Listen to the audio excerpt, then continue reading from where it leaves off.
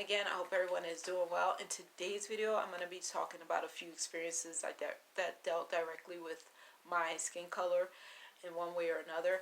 And even though my channel is not going to be focusing on colorism in general for the rest of my time on YouTube, because I don't find the topic I don't find it to be a lot of fun, but I do like hearing other people's stories, whether they're dark skin, brown skin, or light skin. I enjoy hearing other people's stories, but I don't have that many stories to share. And thankfully, most of the things that I experience, like someone mentioned, the comments might not have been colorism, which is true. That's true, because I don't really know the other factors that I could contribute to the experiences that I felt, but those is possible. And thankfully I didn't deal with anyone directly like calling me out on my skin color and like expressing violence towards, like actually being violent towards me, even though people did definitely try to threaten me with violence from the time I was in middle school to the time I was in high school, until other factors came up. So what I'm going to talk about today is things directly dealing with my skin color, and they're not like color, they're, you'll see what I'm talking about. Okay, so I have my little notes. So some of them are kind of colorism and some of them are just like color things. So when I was under the age of 11, right? No, when I was under the age of 15, my siblings and I lived with our 3 cousins and my mom. So my mom was raising all 8 of us. And my cousins are biracial, and then there's the rest of us who are African American, and most of us have like African DNA. So when I was the lightest person in my family amongst my siblings, and my girl cousin and I decided to like compare our skin colors to each other, since I was predominantly African American and she was African American Jewish. So we were like looking at our skin colors to see like if they were the same or if they were different because of the different mix. So that was fun, and that was kind of cute because we were little, but you know, big kids. But it was cute. So the next experience directly dealing with color is when I was 17. I was dating my second girlfriend, and we were hanging out in a shady area in Manhattan, and she was like looking at our arms next to each other, and it reminded me of my cousin when we did that years before. But the difference is that my girlfriend was like, oh, you should tan more because you're too light, basically, or you should tan more, because she didn't like that I was a different color than her, being African American, and my girlfriend was Caribbean or Afro Latina before Afro Latina was a thing. So she was Puerto Rican and Jamaican, right?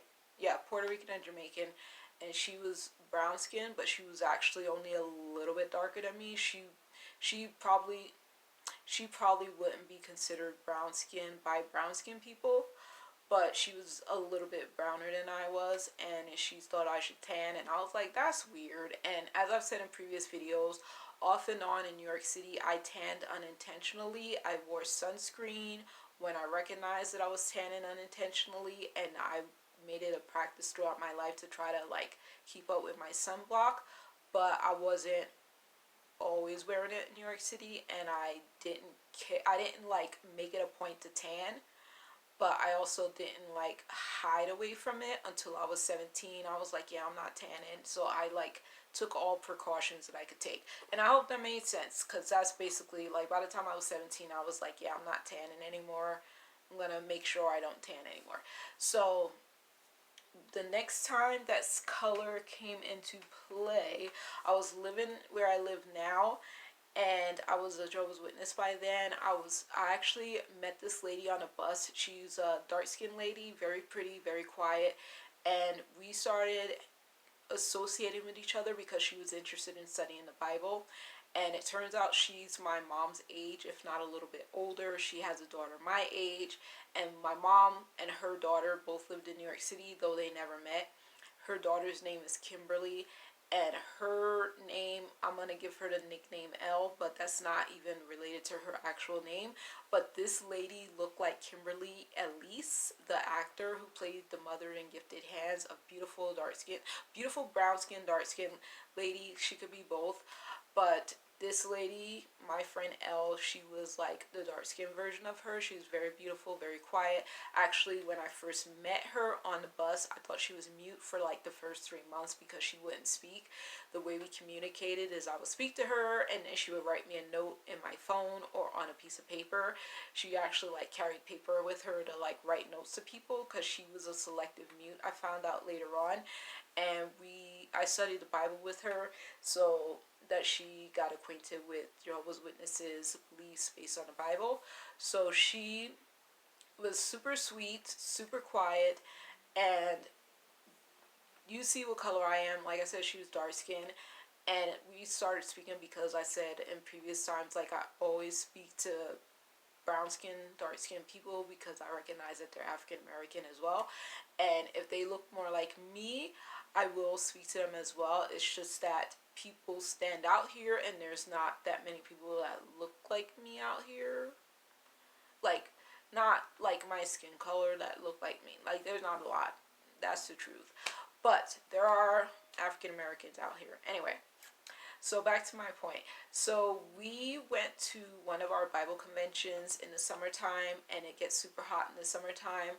I was using an umbrella and sunblock at this particular point, and I tend to eat either in the shade or I'll like sit in the sunny area and I'll keep my umbrella up so I can have some good sunblock because it gets really, really sunny. So she had eaten inside. She came outside and she was sitting and like just kind of like talking, whispering to me and stuff. And she was like, "You're not gonna eat," basically. And I was like, "I'm gonna eat if I'm able to sit in the shade," because like she didn't want to hold my umbrella, I didn't want her to hold my umbrella, something like that. And it was like slightly wind. It was just like not doable to hold an umbrella and eat at the same time, basically. And like I didn't want her to have to. I think she didn't want to hold my umbrella, and I also didn't want her to have to hold my umbrella. And it would have been just comfortable if I could put down my umbrella and not have to worry about sunblocking. So just basically sit in the shade to eat. So she was like kind of being funny because she was like putting her face up to the sun and like just soaking it in, and I was like, "That's so cute," but I'm not trying to do that. Like people choosing not to tan is not shouldn't be a problem for somebody, and people choosing to tan shouldn't be a problem for somebody. So I kind of thought it was very funny that she kind of had this like weirdness about it, because she had been associating with me for many, many months by this point, and she knew I didn't have a problem with her skin color. She knew that I was using an umbrella all the time. So I just thought it was kind of weird that she was being weird about me not wanting to tan and wanting to get out of the sun. So I eventually got out of the sun so that I could eat, and she stayed where she stayed, and then she ended up getting up and going somewhere else later on. But she was kind of like being weird and difficult about sitting in the sun when I couldn't eat and sit in the sun at the same time, if that makes any sense. So I've said in previous times, like, I don't care if someone tans, I don't care if someone doesn't tan.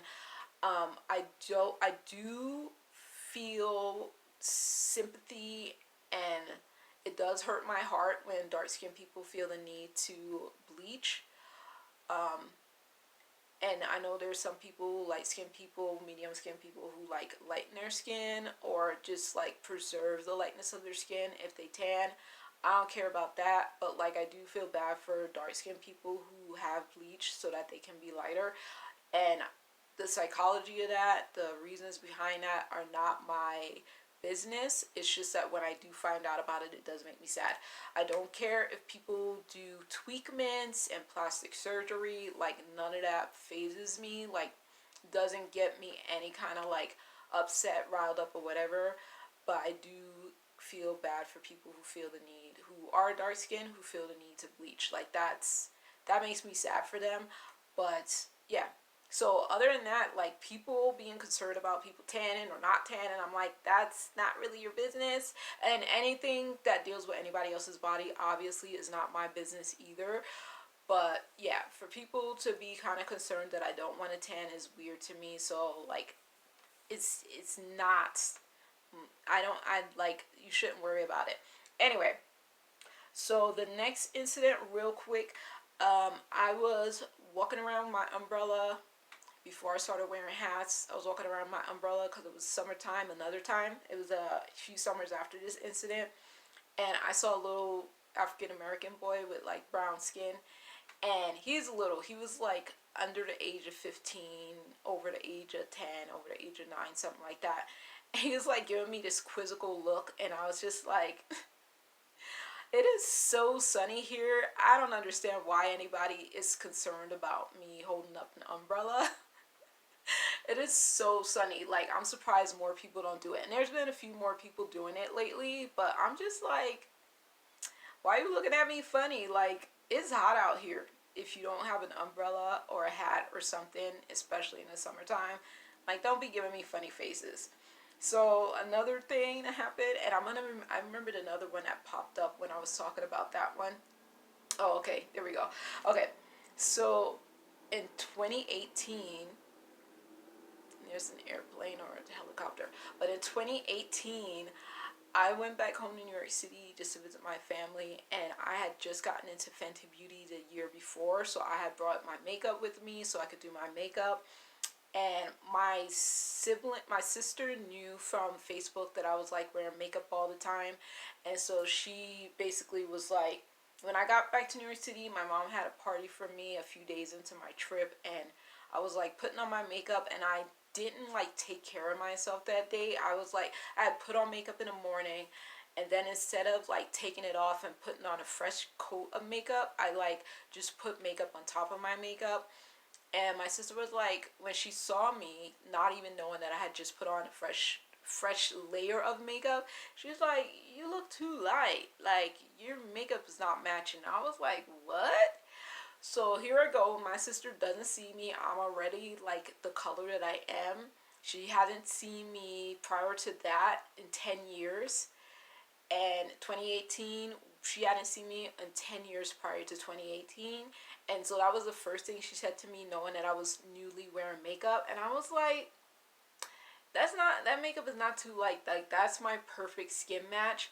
It's just that I shouldn't have layered it on. And I didn't explain that to her because I didn't feel the need to explain that to her. And with me knowing that people have an issue with people like not matching their shades, whether they're dark skin or brown skin or light skin, I'm like, don't make me feel self-conscious when I don't need to feel self-conscious, please. Like, finding your shade match in store, online, in person, whatever, it's like a struggle. And like, I have multiple shades that match me at one point or another. I have better shade matches. I'm just using my makeup that I have right now and finishing it up. And that's what I meant to say in my last video. Like, I'm using up the makeup that I have while I have it until I finish up the makeup that I have. So that's what I was talking about in my other makeup video about my mom. But yeah, for people to insinuate that like I'm intentionally mismatching my skin, no, I'm not. It looks better when there's not extra lights on me, obviously. And yeah, that was my perfect match. I was using Caramel and Fenty Beauty in their matchstick, and I was like, don't bother me. Like, that's my color, and I haven't been always the same color, because of 2018 is the year that I found out that I actually did have a tan. 2020 is when I found out I had a tan, so I probably had it back in 2018 even too. I don't know. Anyway, I found out later that my face was tanning and I hadn't been taking care of my SPF and my sunscreen application as well as I should have been on my face as I was doing on my body. So I became a lot better about that by 2020, a little bit more. So my sister may have had a point, but I was always making it a really good effort to match my shade to my face. And sometimes you're supposed to match it to your chest. Sometimes it depends on what a person wants. So different people match it to different parts of their bodies. I match it to my face. So that's what I was doing, and that's what I like. The last thing that I will bring up is this lady. She's so sweet. So I had a Brazilian acquaintance at my old gym, and she was of a cream porcelain kind of skin color, and I think she had like naturally blonde hair. She was super pretty, super tall, and she was like, I'm gonna tan my skin just like your color, just like your color. And I was like, cool. So yeah, so she wanted to tan her skin to be my color, and thankfully she knew that it was my color, because there was a previous time when somebody said that my tan was nice, and I was like, this is my skin color, is not a tan.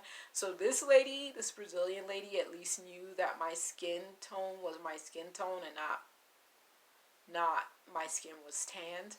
So yeah, so that was good.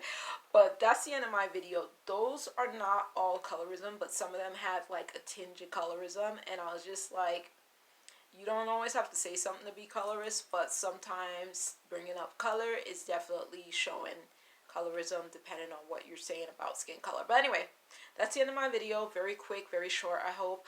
Talk to y'all later. Have a good night. Enjoy the skin that you're in. Your skin is beautiful. And I'll talk to y'all later. Bye.